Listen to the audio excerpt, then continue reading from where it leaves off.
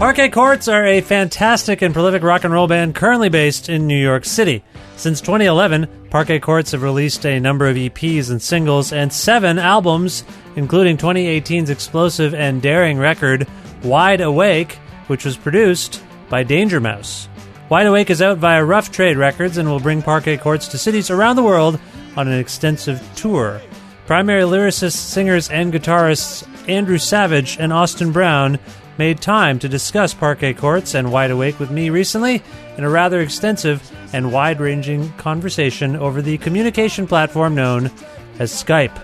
With in-kind support from Pizza Trokadero, The Bookshelf, and Planet Bean Coffee in Guelph, Grandad's Donuts in Hamilton, and Planet of Sound locations in Ottawa and Toronto, and, of course, flexible monthly pledges by listeners like you at patreon.com/Creative Control, this is the 396th episode of Creative Control, featuring Andrew and Austin of the amazing band Parquet Courts, with your host, me, Vish Khanna.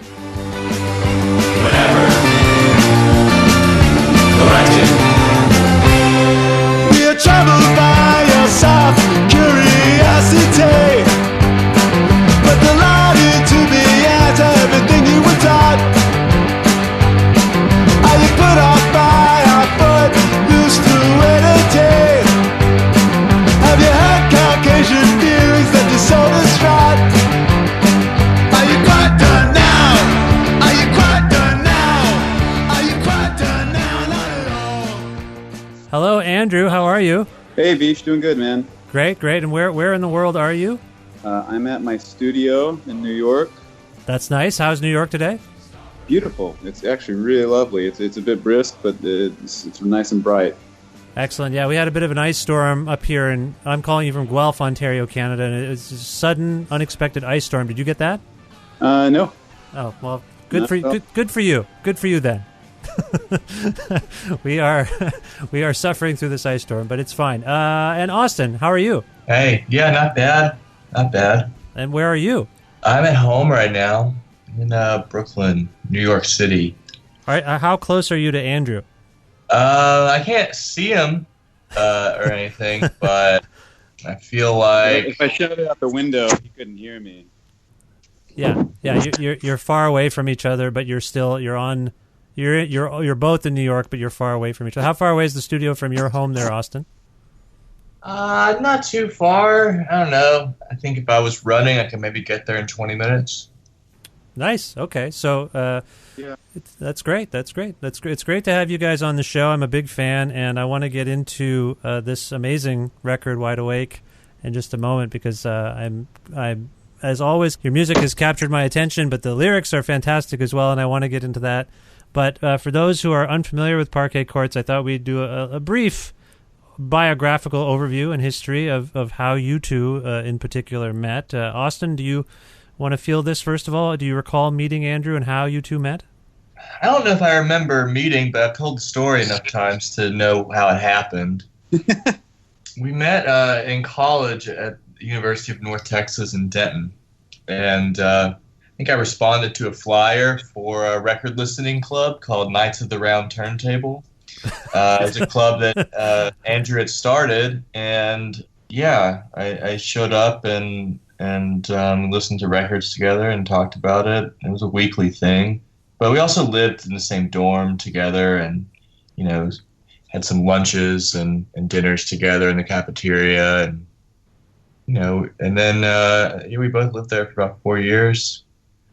And, yeah, so we met there and we moved to New York separately. We never really played music together in Denton. And Andrew moved to New York. He just contacted me and asked if I wanted to start a band. And I said, yeah. And we just kind of got a practice space and farted around the guitars for a while. And I don't know, I guess that was about 8 years ago or something. Does that seem accurate to you, Andrew? That all checks out. Yeah, Oh, I was okay. kind of going through it, and it's all factual. Okay, good. Thank you for fact-checking on the fly. Andrew, what Yeah. possessed you to start this Knights of the Turntable? Is that what it was called? What? Knights of the Round Turntable, Vish. The round is the most important part. I apologize. I knew I had mangled it. Can you talk a little bit about what spurred that on for you? just trying to meet friends, really. Being in college and not knowing anybody, and trying to meet like-minded record heads. Okay. Now, that college, I was in Denton for a night once on a tour, and I recall local people telling me that the college there was pretty, music-focused on some level. I seem to recall some mention of Dave Brubeck being involved in the school or something. Is any of that check out? Brubeck might have been. I mean, it is an insanely competitive music school, and it does have the first jazz studies program of any academic institution.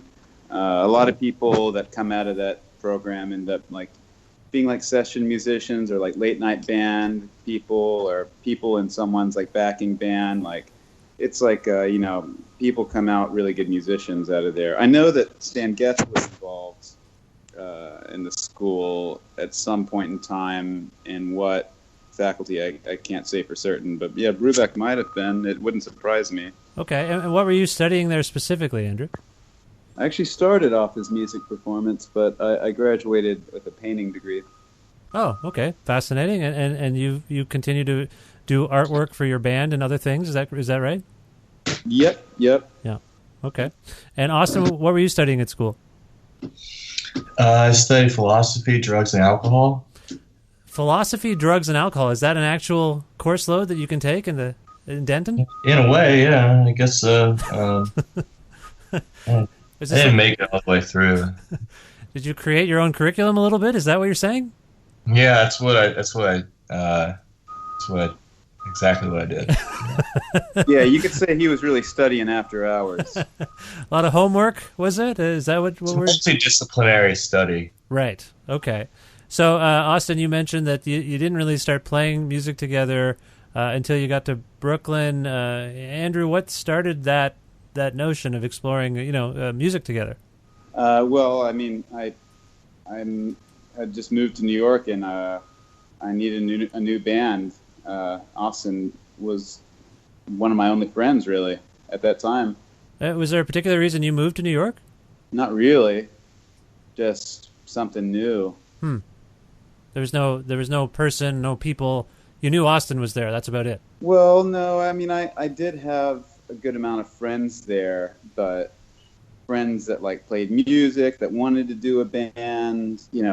Austin and I had already been talking about doing a band anyway before I moved there, in preparation for me moving there. So I guess I moved to New York because, I was on tour, going through there a few times, and it just seemed there were some people I liked there, but yeah, there was no really career choice behind it. Not for a job, not for a girlfriend. I guess maybe I wanted to live in a place a bit more challenging than Denton, Texas. Right. Okay, that's fair. Now, Austin, in terms of the nights of the round turntable, were there commonalities? Who curated the music at these gatherings? First of all, I guess that should be my first question. Was that primarily Andrew? I think we all took turns, and each person was responsible each week for bringing a record. Yeah. Okay, and did you quickly discover you had shared sensibilities? Is that what happened?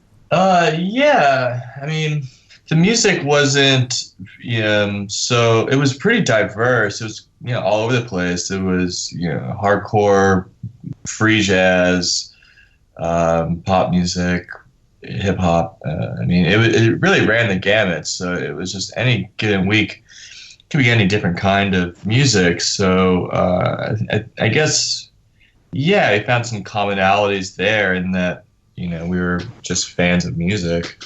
Right. Now, Andrew, do you have any recollection of any specific records that Austin might have turned you on to when you had this record club?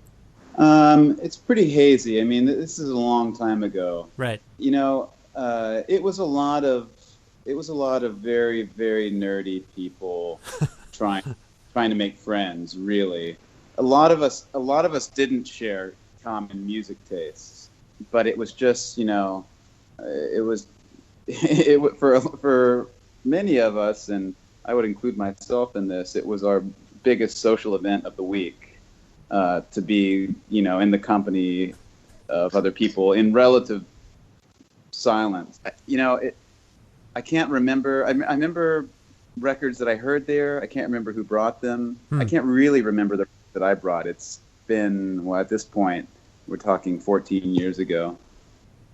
Okay, no, that's totally fair. Austin, I should ask you the same question. I understand it was hazy. It was a long time ago, but do you have any recollection of anything Andrew brought that you were like, oh, interesting. Who is this guy? Where do you find this stuff? I remember there was Ornette Coleman record. There's a Jackson Pollock painting on the cover. Yeah, I think I remember listening to that, and like the first time I think I listened to like a free jazz record start to finish. And I guess that's when I kind of was, I don't know, I guess enlightened a little bit to the kind of diversity of music taste in the room. I don't remember who brought that record, but maybe it was a jazz student. I don't know. Right. But okay. It was. I think Andrew's right. It was a long time ago, and I think the people went there to just kind of listen to a record, and it wasn't necessarily about like what the music was. It was just kind of this organized conversation about music. Right. Okay. And I mean, it's heartening to hear that translated into a real friendship between you two. I mean, are you still in touch with other members of that crew, of that gathering? I think just one. I think everybody else has kind of fallen off. Well, that's sad. That's too bad. I guess. I've got a lot of friends. Okay, and then so you begin to collaborate together. Is it just you two initially that start to work together on songs together? Austin? Kind of. I mean, Yeah. It was kind of like that. I just remember Sean being unavailable for the longest time. He did move right when the band started. He did move to San Francisco for a few months. So it kind of was me and Austin for a long time. And we were actually he was playing live in my band called Fergus and Geronimo that I was in. So we were already kind of hanging around each other a lot. And the first practice we ever did with a drummer was with Jarvis Tavernier from Woods. Okay. And then I think after that is when my brother joined us. But I do recall, again, this is also hazy, but I do recall me and Austin just playing guitar together, like for long swaths of time in the early days. Yeah. Okay. And Austin, is there a reason why things are so hazy? Is there anything that we need to know in terms of why things are so hazy in the memory banks? Is it just time? Hey man, it's none of your business. Well, I'm following up on your studies. I know you have this degree that's very unique and it's multidisciplinary. I'm just curious. Yeah, it's classified information. Classified information, that is fair. That is the state we live in now. Lots of classified information, misinformation. I appreciate you, just setting the record straight, so to speak, a little bit. Not really, but kind of. Yeah, I can say what I can say. What can I say? That's all I can say. All right, well, it's a remarkable trajectory for the band, and I want to begin talking about this record, Wide Awake, because, as I say, I'm always in love with the music you guys make, and in this particular case, because we're speaking, I really delved into the songs a bit more closely than maybe I have in the past, and I'm really struck by the lyrics here. And I want to begin with the title, Wide Awake. Andrew, this is it's an interesting title given the times we live in, and then as people get through go through the songs, it might resonate with them more. What does the title Wide Awake connote for you at this point in time? Well, I guess that that one is paying attention. That one's switched on. It's kind of like saying bragging about being switched on. You get it, you're with it, you're wide awake. Everything's so clear. And is this in any way a corollary to being woke, so to speak? Sure. Yeah. There's a bit. People like to kind of brag about how woke they are these days, don't they? It is a bit tongue in cheek in that regard, I suppose, but also, it is kind of, supposed to reflect the actual kind of euphoric sensation of suddenly getting it all, Right, exactly, right. And Austin, do you have thoughts on this notion of being wide awake? Yeah, I think Andrew said it. Really, it's a pretty straightforward concept, I think. What do you, Austin? Do you feel like it was a reaction to anything in particular that's going on right now? Is it a reaction to socio-political concerns, or is there something that is this something that arose out of conversations you might have had in the band or anything like that? Yeah, I mean, I guess it's really impossible not to react to the socio-political climate, or however you want to call it. Just the way the world is kind of filled with darkness and anger and really hatefulness. I think it's just kind of permeating through sort of oppressive political structures and the media climate and stuff like that. It's like, yeah, it's impossible not to have some sort of reaction to those things. I guess it's really kind of irresponsible as an artist not to kind of comment on it. I mean, I just don't know too many people that are really happy with the way they're being represented in government or media. Right. And I think it's I guess the presidential election in the United States is a real catalyst for a lot of these feelings, and people are causing people to re-examine how exactly we got to this point, and what went wrong, and I guess Wide Awake is about sort of waking up to this present moment and being aware of what's happening. Andrew, I want to follow up on something you said there, and it follows from what Austin was talking about a little bit too, in terms of this potential for role playing in this movement of being awake or awoke. There's a lyrical part in Total Football that I want to just read. I want to read for people if they haven't heard the song yet. Swapping parts and roles is not acting, but rather emancipation from expectation. Collectivism and autonomy are not mutually exclusive. Those who find discomfort in your goals of liberation will be issued no apology. Fuck Tom Brady. Now, it just struck me that is a remarkable, a few remarkable turns of phrase. Andrew, could you speak to where that section came from exactly? Well, I guess it's supposed to kind of, the song is supposed to sort of be like this, a bit like a manifesto. It's got that kind of bold and declarative language, with each line emphasizing, the larger ideology.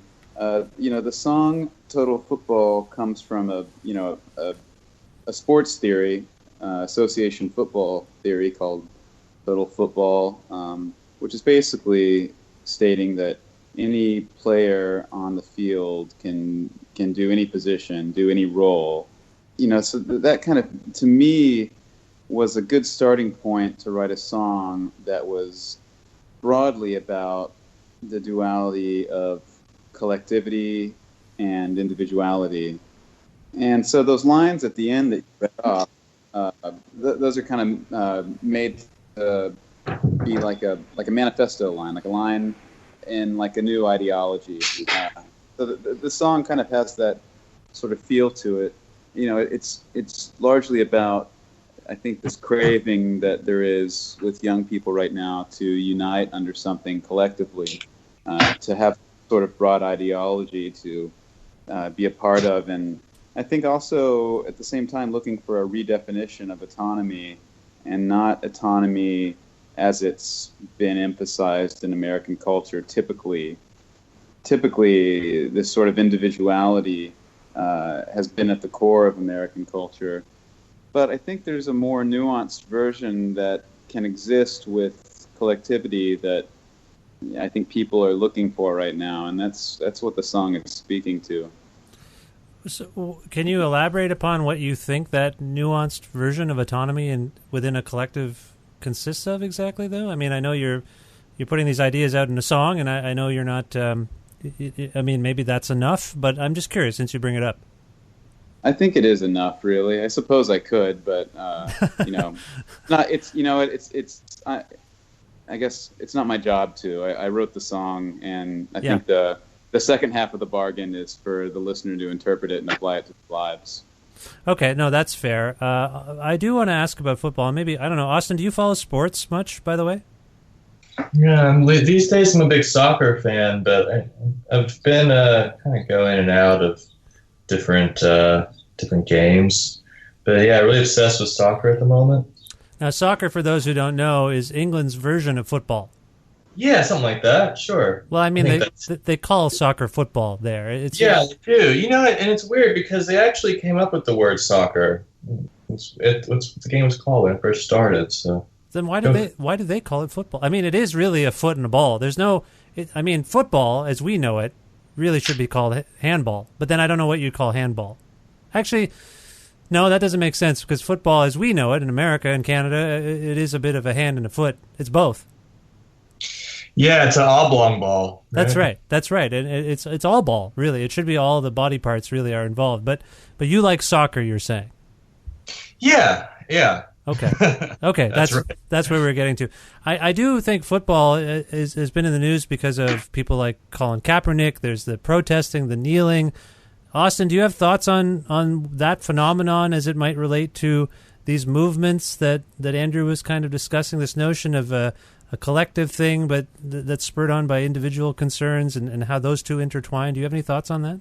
Yeah, sure. I mean, I think it's really indicative of just the culture that we're living in right now, where everyone is feeling moved to protest no matter what their profession might be. Like, I think professional sports is conveniently tried to push itself into like a non-political kind of entertainment realm. And I think Colin Kaepernick did a really brave thing by drawing attention to a really pressing issue in our country, police brutality and violence against Black people. And I think that it was a immensely successful protest as far as a peaceful protest can go. I mean, it gets people who are apolitical or people that prefer not to engage in political conversations. It gets them thinking about what he's doing. And, obviously there is a backlash against that. And he lost his job because of that. But I think that he took responsibility and started a conversation.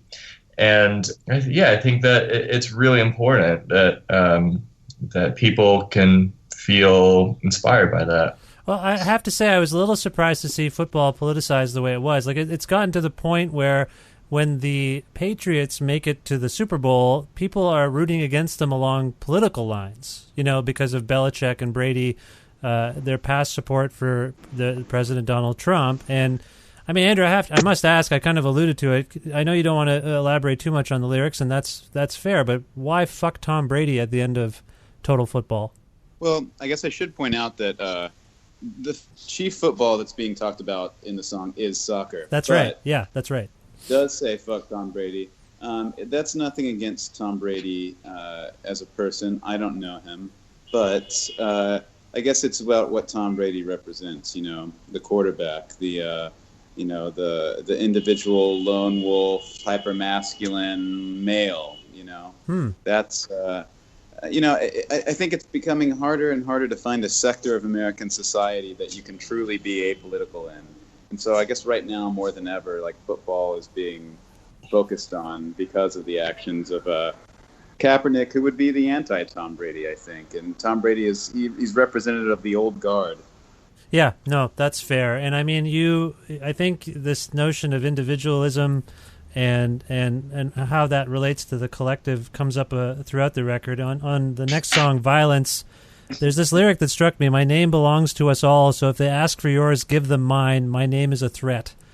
This notion that we're in this together and I'm here for you, it's like almost, it has a military quality. It's like soldiers almost. I suppose so, in the sense that soldiers are mobilized. Yeah. So there's something going on here that I'm still pondering this. I find, do you see this, Andrew, as a particularly outspoken Parquet Courts record? Well, I'd like to think they all are in their own way, but it definitely speaks out on subject matters that maybe haven't been articulated in the way that they are on Wide Awake, especially the more political ones. Sure. Yeah. So relatively speaking, something has changed within your collective mindset. I think that could be said to be true for the band, but also just the country at large. Yeah. Yeah. Austin, has this moment in time, or this recurring moment in time, if you will, this sort of low period it feels like in Western civilization, has it impacted you as a songwriter? Yeah, I mean, I guess so. It's hard for it not to impact you. I think that there's the few songs of mine that ended up on the record tend to be more introspective, but I mean, I feel like it's all kind of under the umbrella of this of the current moment. Well, don't you feel that we've all become a little more introspective because of how doom-laden daily life seems at the moment? I mean, does that register with you, Austin? Yeah, I would say that.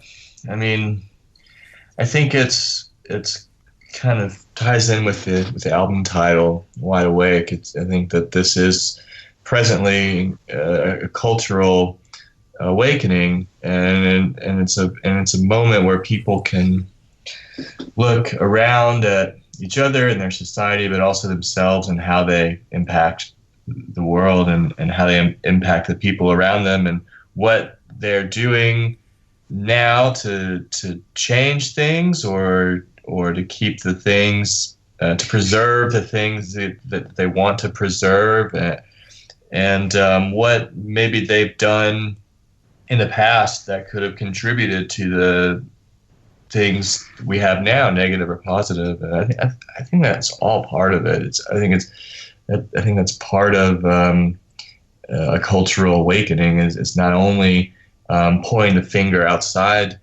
at people and blaming other people and being angry at other people, but also kind of looking inward and thinking, where do I fit in all of this?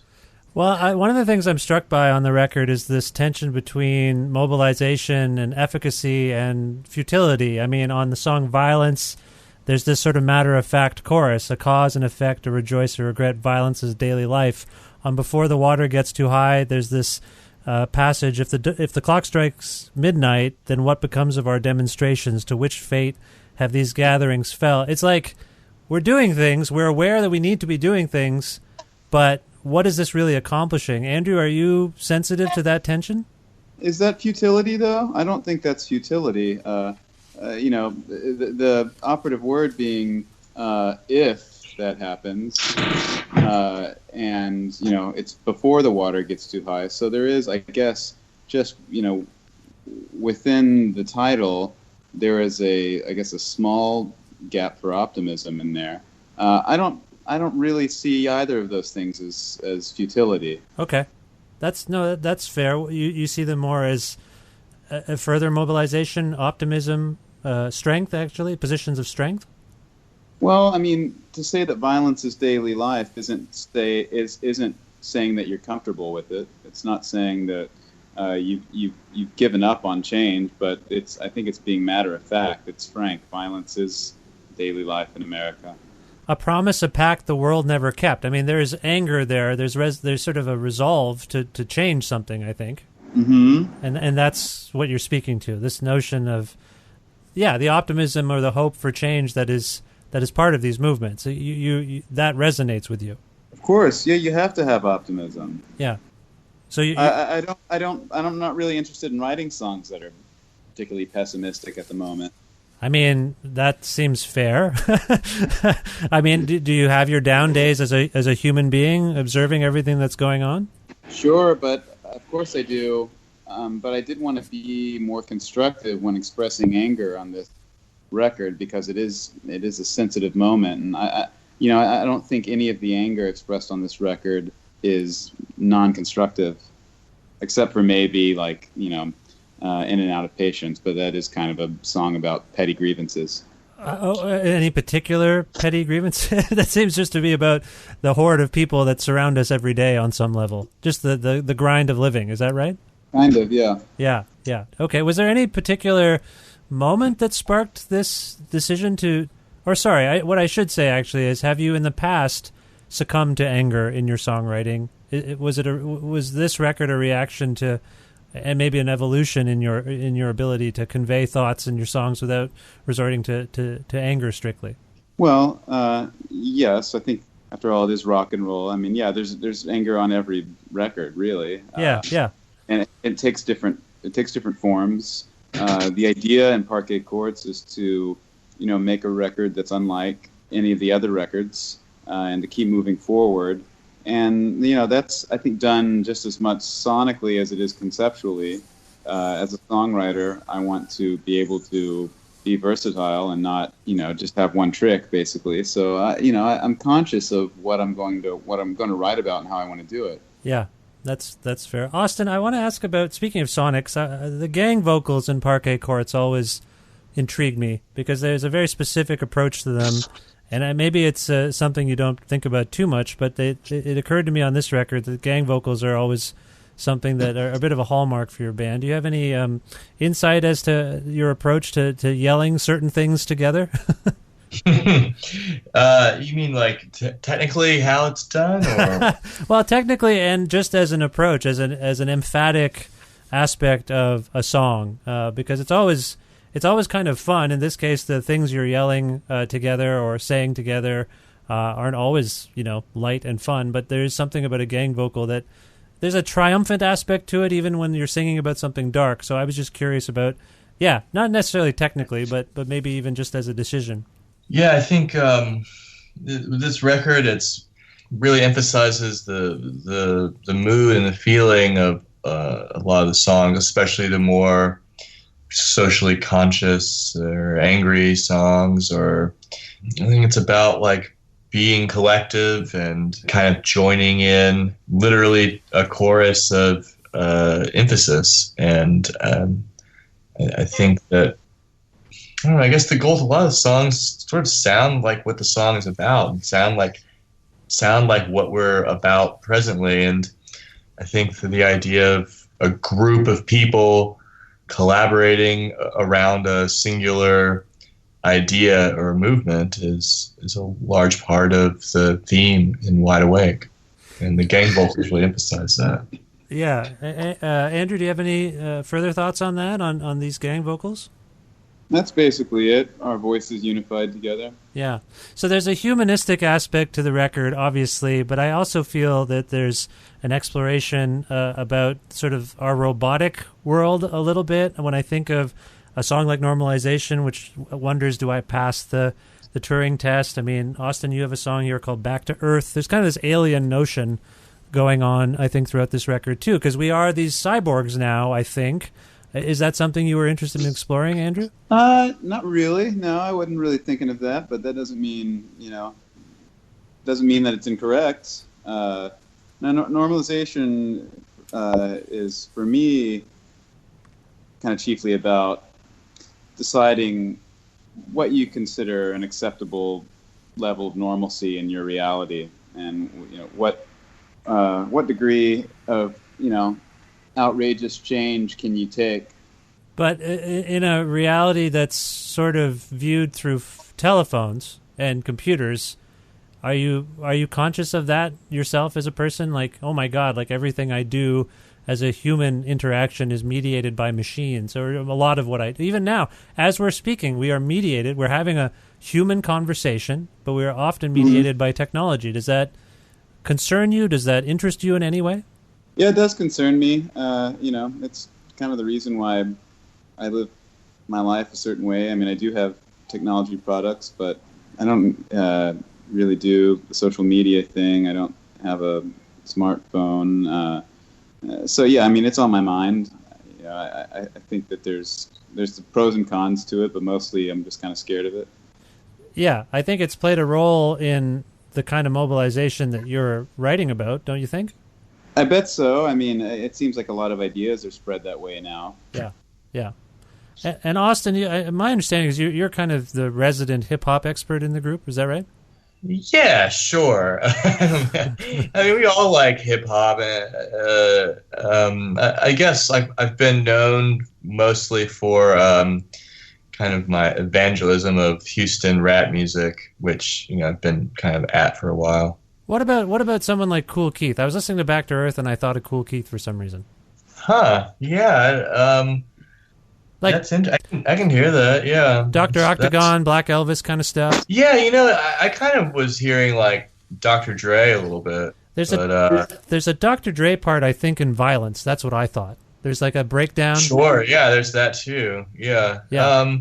Yeah. I think that kind of stuff sort of creeps in interesting ways, and I'm always tempted to go maybe a little bit further than is appropriate or that sounds good, and so I kind of like to, whenever I'm writing music for a song and it starts sounding kind of hip hop, then I like to take it to kind of an absurd level and then dial it back a little bit, to taste. But yeah, I think like that kind of stuff is those references are really fun to play around with. It's like definitely like a distinct flavor and can be really interesting when used appropriately. Well, yeah, and I bring it up as a segue out of our conversation about machines and robotics because hip-hop is an electronic musical form ostensibly, so it seemed like it does give your music a little flavor, and it kind of distinguishes some of the songs that are more, for lack of a better term, punk rock, indie rock, whatever, and then you have these flourishes that give it a kind of technological aspect too. It's one of the joys of listening to your band. Yeah, I guess I don't know how much I buy into the distinction between like human music and like machine or technology kind of as like a distinguishing factor, because for me they're just tools, and when you use them the right way, it sounds human and it sounds like music. And whenever you misuse the tools and let the tools do too much of the work, then yeah, it sounds contrived and inhuman and more like mechanical. But I think like just to use those kinds of tools, just like we're using Skype or the internet or whatever to have this conversation, it's still a human conversation, just like using electronic instruments in music doesn't necessarily make it like machine music. No, but I mean, when I brought up the gang vocals, I was thinking specifically, they come up throughout the band's catalog, but I was thinking of Total Football because there's this, I guess it's a chorus or a series of choruses where you're all yelling things like rebels, teachers, strikers, sweepers, better protected, workers, authors, poets. That has a drone-like robotic quality to it. And, Andrew was talking about the unified front that it presents, but I can't help the way the cadence and the way it's sort of phrased. Andrew, it makes me think that you guys are a gang of robots. Okay. It sounds like it might be more about you than us. No, all of this is really more about me than you, I think. It's my reading and interpretation of what's going on this remarkable record. I would say that's true. I would say that's all. That's kind of why I don't really like to. I mean, that's great. I like to hear stuff like that. That's why I don't really like to spoil that by telling people what a song is about or whatever. I love that you've come to that conclusion. Yeah, it's not really what we were thinking, but I like that you got there. Yeah. It inspired a thought in you and a feeling, and you kind of made this imagery around it. I guess that's the success, really. Yeah. I've encountered this. I try to do these little lyrical exercises from time to time with people when I'm really grabbed by something they've written or sang or said. And it is interesting because I know that the lyric is potentially the end point of a conversation from the songwriter's point of view. Like the rest is up to the other half of the conversation is for the listeners, I guess is what you're saying on some level. But then I have this rare opportunity because I have this show and I do this work that I can talk to people about it. So I can't help but I hope you're not offended that I'm asking you these questions. Nope. No, not offended at all. I think it's interesting. Okay, good. That helps me a lot. Now, I do want to ask about something that's amused me. Among the things that amuses me on the record, Andrew, can you speak to Freebird 2? This song Freebird has this weird life in our culture. People yell it at bands, they as kind of a heckle. Why do you have a song called Freebird 2?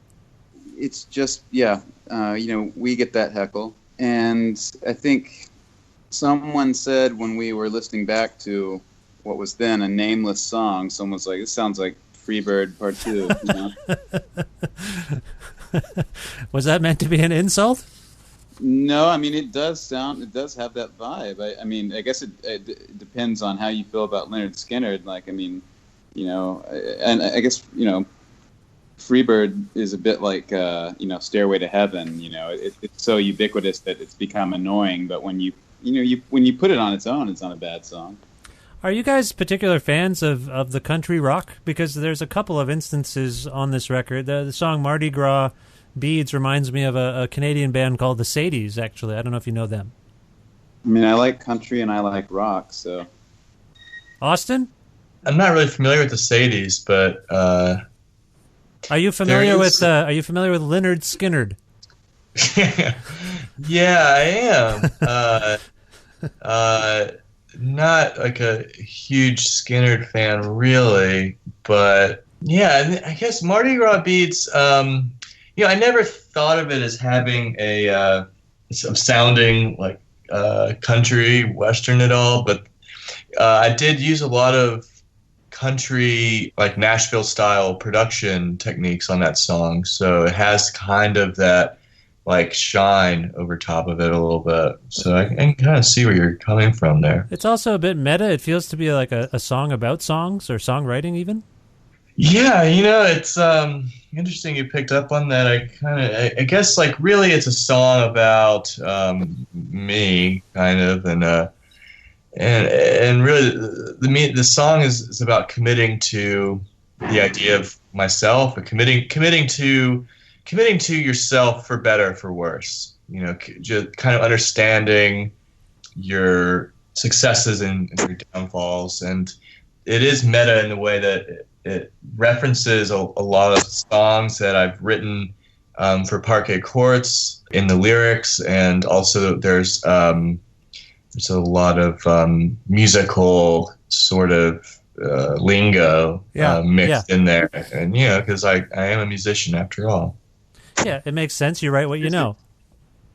Yeah, and I don't know. I guess I was thought it'd be clever for like the heads out there to sort of reference songs that I had written or featured on other records. Yeah, no, it is cool and it's intriguing. It's like a little what they call an Easter egg, so to speak.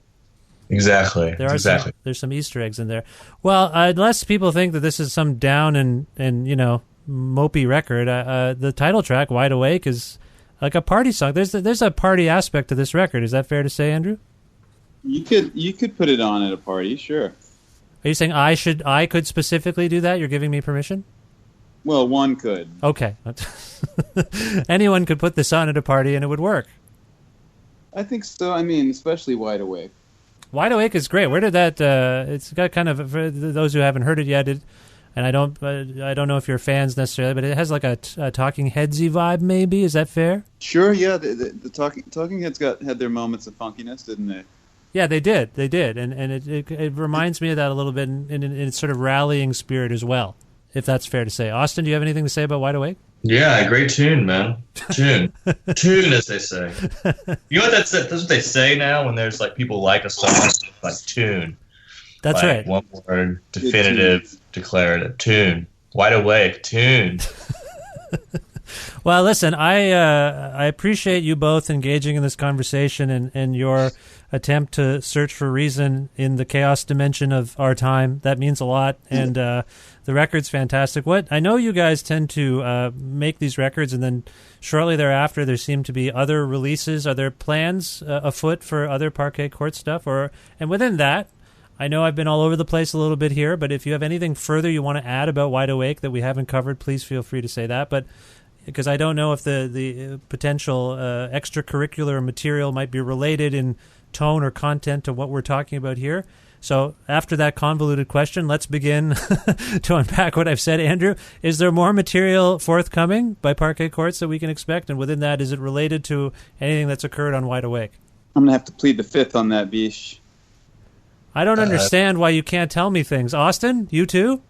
I will tell you what should be already popular knowledge now is that we've got a 7-inch for Mardi Gras Beads coming out on Record Store Day. Okay. With an unreleased B-side track called Seems Kinda Silly. So, new song there on the B-side. That's for Record Store Day. Okay. So okay. That'll be our next physical release. Yeah. Andrew, your band is really generously prolific, I would say. Is there any particular artist that has inspired that notion within you to just have all of these things for your fans and to continue to just make as much music as possible? Sure, yeah. I like, I guess I like bands with a lot of material and kind of have these long careers. Like, I like bands like The Fall, bands like Sparks or Sonic Youth, or I guess even Beastie Boys. Bands that have these decades-long careers with like so much to choose from in different eras. And I could see Parquet Courts becoming a band, with 30 records that you don't know where to start, but there's a kind of a wealth of material, and there's different moments in time in the band that you can appreciate. And, maybe similarly, decades where the band sucks, and then they come back around. Is there a certain urgency within you to do as much as you can with this band while you can? Like, I think of this song In and Out of Patience, and I can't help but interpret it, because that's what I've been doing today. I can't help but interpret it being a rather personal admission about your relationship to patience. But do you think that sense of urgency is kind of translated into being as prolific as possible and being as creative as possible with this group of people while you can? I'm the kind of guy who has a hard time just really sitting still.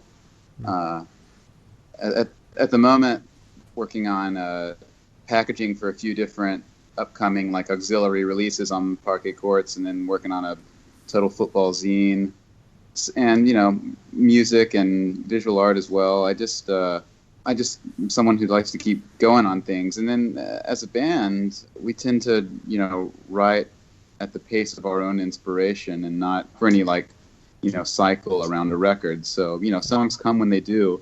There's usually way more songs recorded for any given record that end up making it on there. Yeah. And so that gives those other songs a chance to be on the next record or on B-sides or singles or something. But also it's a good way for the band to stay busy and keep touring, keep releasing things, and that's important to tour.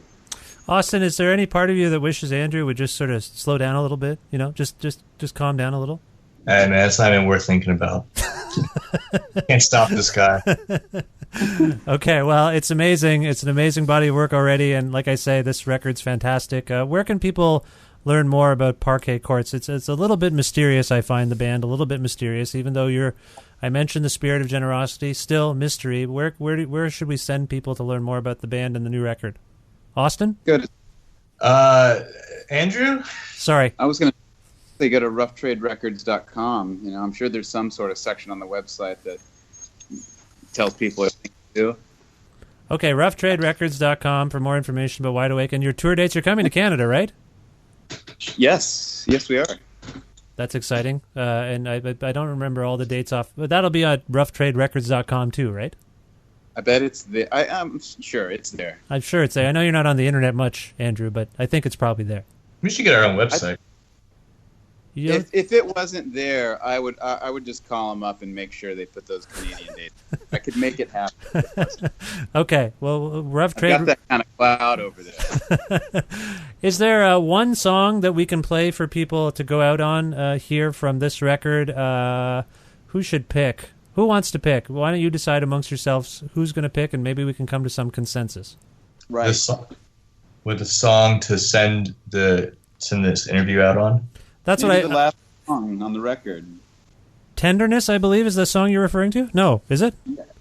Yeah. Tenderness. Okay. Why did you pick the last record, and it's the last song of this interview, I guess. Yeah. Okay. So it's just there's a finality to Tenderness. Sure. Okay. Yes. All right. This is Tenderness by Parquet Courts. Andrew, Austin, this was a huge pleasure for me to speak with you. As I say, I'm a fan. Thank you for this, and best of luck with everything going forward. All right. Thank you, Vish. Thank you very much. Have a good Bye-bye. one.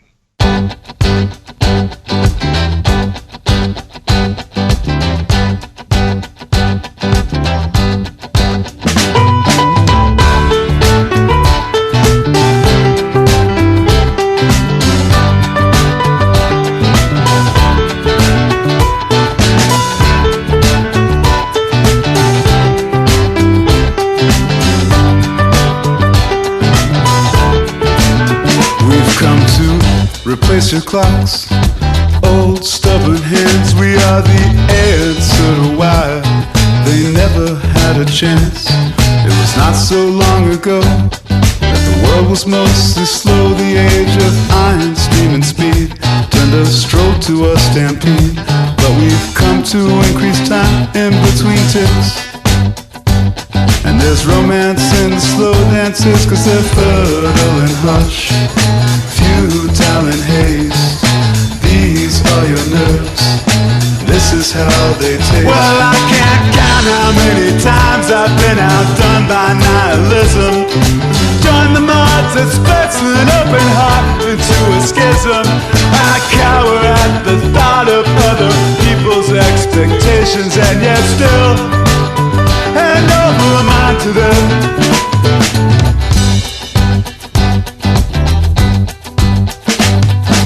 Travel where you are, tourism is sin. These are the ruins we left behind. You can't take pictures of them. If what they say is true, then you become what you chew. If it decays, spit it out. Affectation is a drought that you wait through when you hate everything that you do.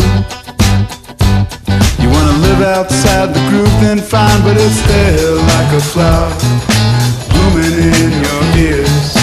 Open up your mouth, pollinate your peers. Nothing reminds the mind of power like the cheap odor of plastic. Leaking fumes we crave, consume the rush. It feels fantastic, like power turns to mold. Like a junkie going cold, I need the fix of a little tenderness.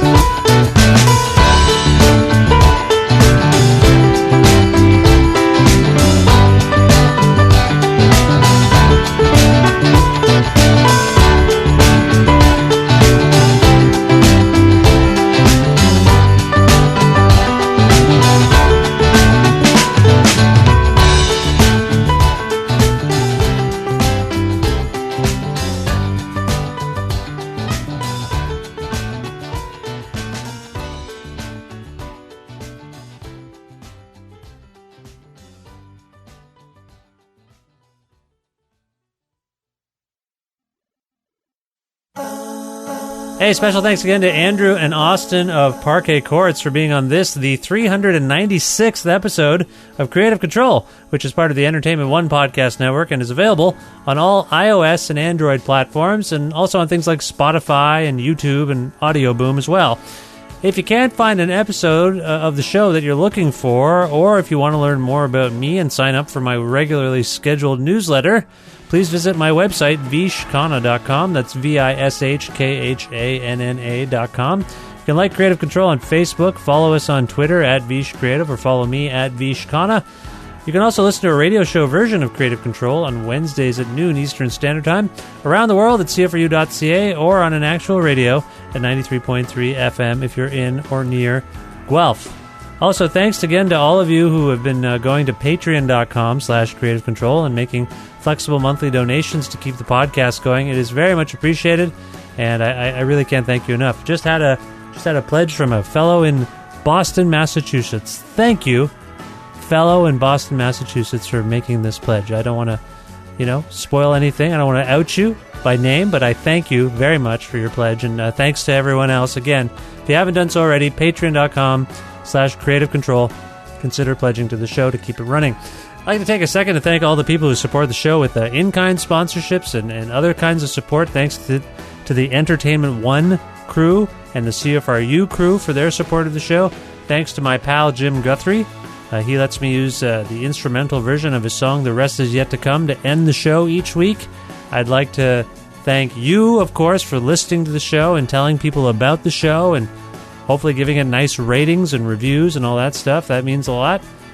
And that's it. That's all I have to say. I appreciate your support, and I hope you'll continue to listen to the show. And if you're new to the show, welcome. There's been 395 other episodes of the show. Dig in. Let me know what you think. And I will talk to you very soon. Bye for now.